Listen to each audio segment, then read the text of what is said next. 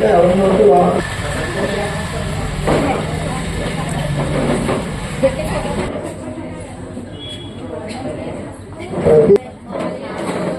భాగంగా షెడ్యూల్ ప్రకారం ఏంటంటే ఈరోజు వచ్చింది అలా సంవత్సరానికి 4 సార్లు గ్రామ సభలు జరపబడతాయి.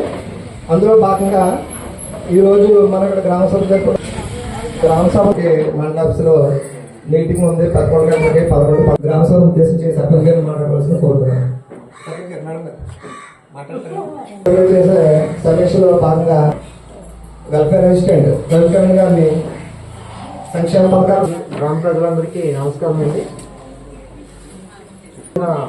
గౌరవనీయులు సర్పంచ్ గారు, పిటిసి గారు మరియు మన డిఓ గారు, ఇతర గ్రామ ప్రజలందరికీ కూడా నమస్కారం అండి.